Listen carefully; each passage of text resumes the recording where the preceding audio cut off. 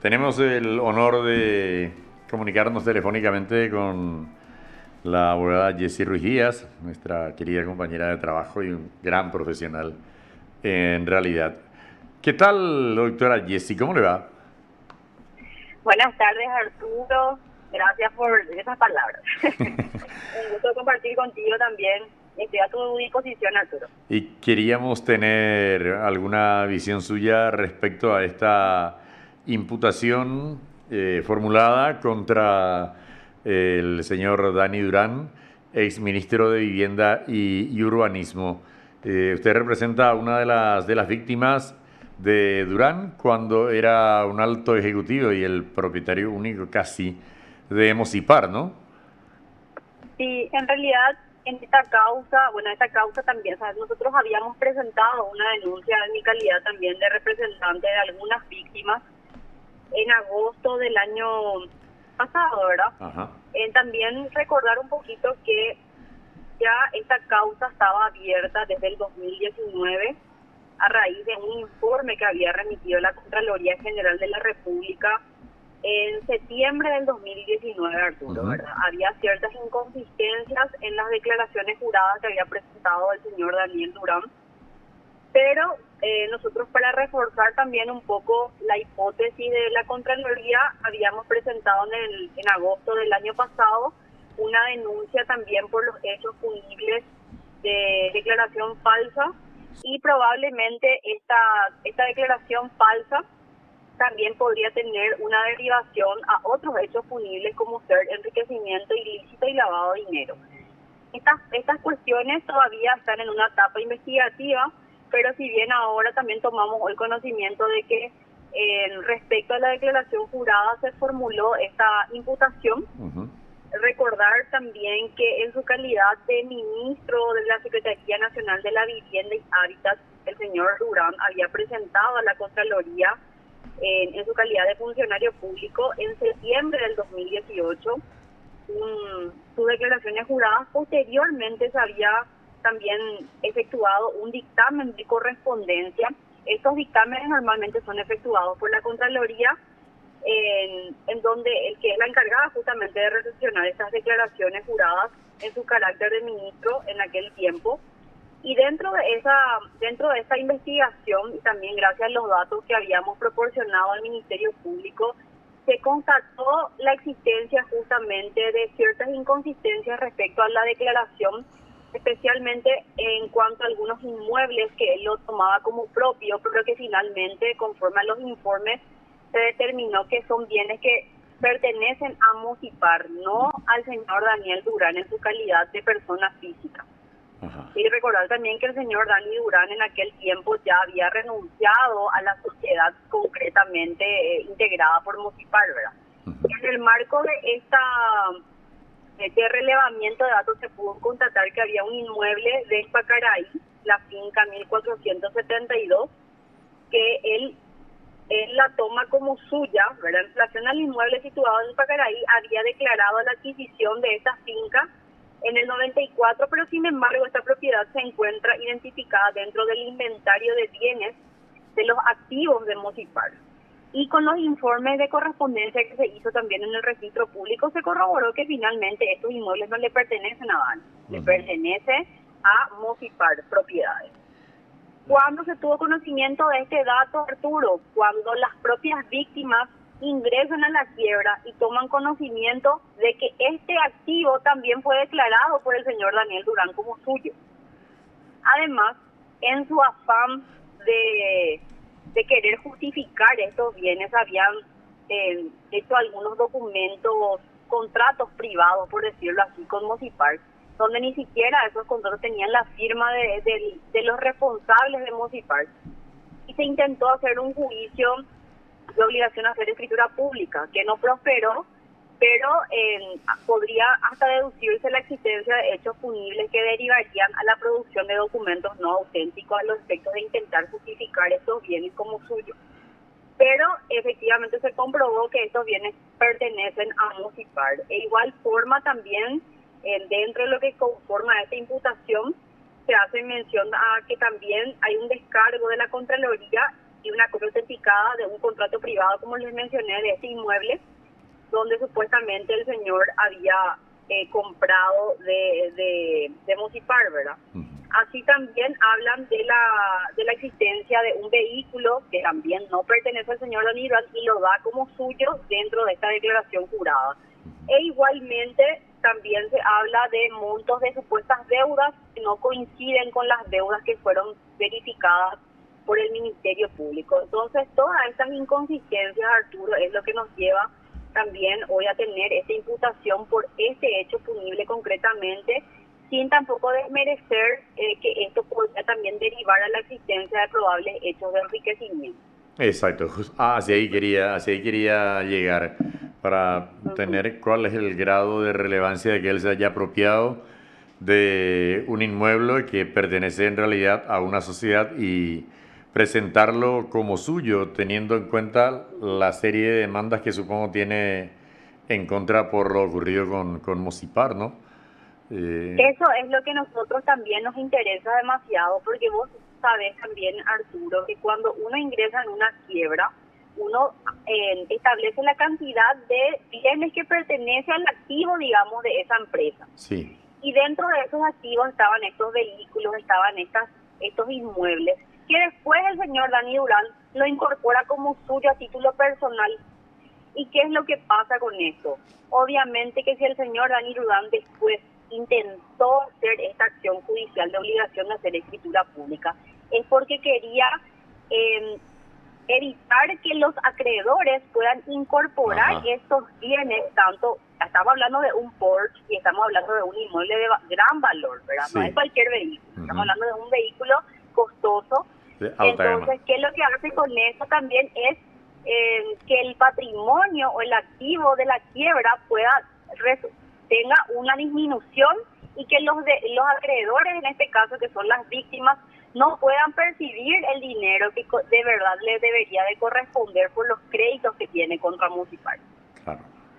Es otra de las investigaciones que también están pendientes, Arturo, ¿verdad? Esto va a tener una gran connotación porque por lo que ahora el Ministerio Público, con los indicios que también fueron suministrados por nuestra parte y por la Contraloría, se constató esta declaración jurada falsa respecto a esto. Pero esto otra vez tiene la derivación respecto a otros hechos punibles como ser justamente la existencia del enriquecimiento y también la probable confabulación con los accionistas de Mocipar en buscar una quiebra fraudulenta, ¿verdad? En una quiebra donde probablemente habría un contubernio entre los accionistas y en este caso el señor Dani Durán, de no permitir que los verdaderos acreedores, en este caso las víctimas, puedan cobrar esos créditos que tienen contra Mocipar. Claro. ¿Y quiénes fueron los que, si tienen conocimiento al menos, los que firmaron el documento del contrato privado por el que se le transfería a Dani Durán los bienes, tanto el automóvil de alta gama como el inmueble que pertenecían a Mocipar? Sí, en los contratos privados que tuvimos conocimiento estaban firmados supuestamente con el señor Maximiliano Campana. Maxi Campana. Sí, el 4 de diciembre el señor Maximiliano, supuestamente Maximiliano también, que bueno, él también inicia una acción judicial, una demanda ordinaria por hacer una obligación de hacer escritura pública, pero contra Mocipar.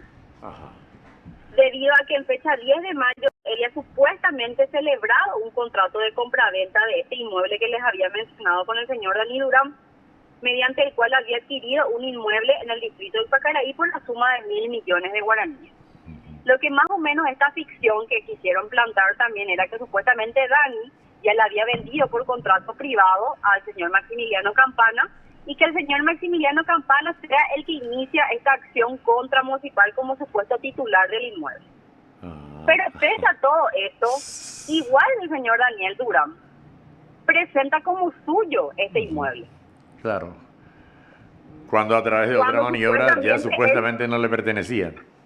Claro, cuando supuestamente él ya lo había vendido, incluso también al señor Maximiliano Campana por contrato privado. Claro. Es un entramado bastante complejo. Detalles. Sí.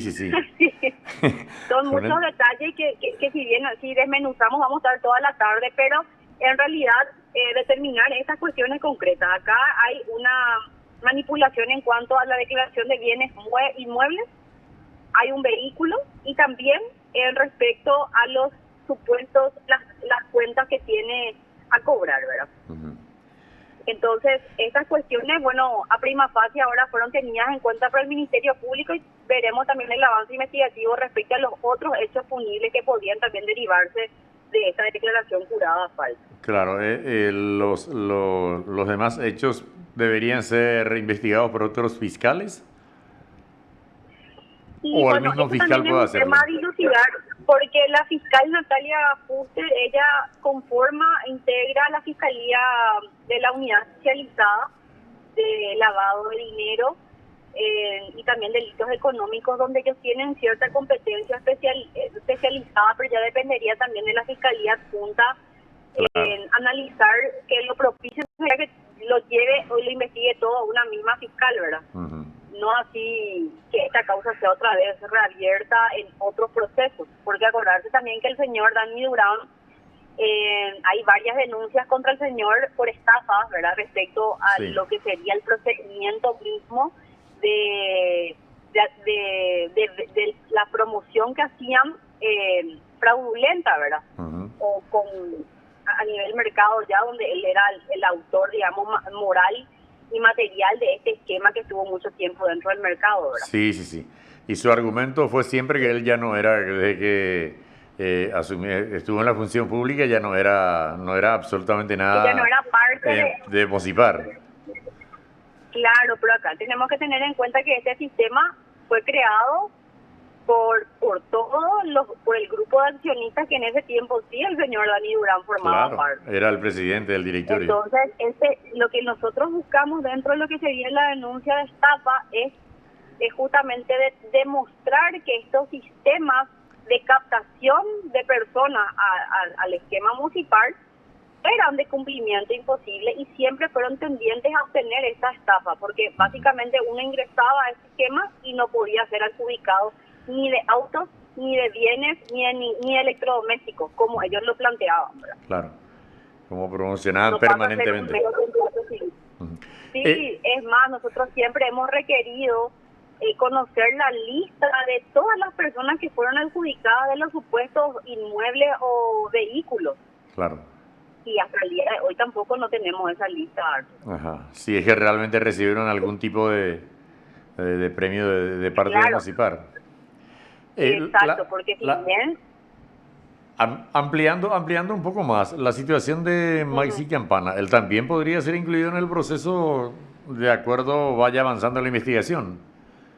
Y no podemos descartar, porque acá la porción fáctica en cierta forma también podría haberse alcanzado por un esquema delictivo. Y cuando hablamos de un esquema delictivo, podría haberse también involucrado a todas las personas que dolosamente, a sabiendas de que esta transacción era inexistente y que era solamente a los efectos de ocultar o dar como cierto una supuesta venta, también él podría ser parte de este esquema, ¿verdad? Claro. No podemos descartar tampoco esa posibilidad de que él más bien se había usado el nombre del señor Maximiliano Campana para obtener para que éste pueda accionar contra Mocipar, ¿verdad? A sabiendas de que esta transacción era inexistente. Exacto, exacto. ¿Ya sabe de alguna citación para alguna indagatoria por parte de la fiscala a Dani? Mira, Arturo, nosotros tuvimos conocimiento de que él fue indagado en esta causa. Es más, se había hecho una pericia, ¿verdad? Ajá. En el año pasado creo que había finalizado esta pericia donde supuestamente no había todavía indicios de enriquecimiento, pero ¿qué es lo que pasa a partir de ahora? Con estos datos que nosotros llevamos al Ministerio Público y donde se constata la existencia de inconsistencias en las declaraciones juradas, obviamente que esa pericia podría pasar a ser prácticamente ineficaz porque contenía datos que no eran propios, porque si vos hoy día analizás una pericia contable considerando que él tenía estos vehículos, estos inmuebles, estos créditos o estas deudas, no van a ser obviamente correspondientes a una correcta pericia de contable, porque con estas inconsistencias él tendría que volver a hacerse una nueva pericia para poder determinar efectivamente, descontando todos estos bienes que él lo tomó como suyos, y volver a hacer un nuevo trabajo para verificar si existe o no correspondencia en cuanto a lo que él ganaba y en cuanto a lo que también plasman las declaraciones juradas. Bueno, esperemos a ver cómo evoluciona toda esta investigación, doctora. Le agradezco el tiempo y las consideraciones. No, gracias a vos, Arturo, por tu tiempo también, y ojalá que esta investigación pueda avanzar y que también las víctimas puedan sentirse un poco también con esperanza de obtener justicia. Claro, supongo que se van a hacer sentir y con el correr de las horas con mucha más fuerza. Gracias, doctora Sí. Jessie. No, gracias a vos, Arturo, gracias a usted. Un placer. Te informó PDS Radio TV Digital. Era la abogada Jessie Rujías hablando sobre la imputación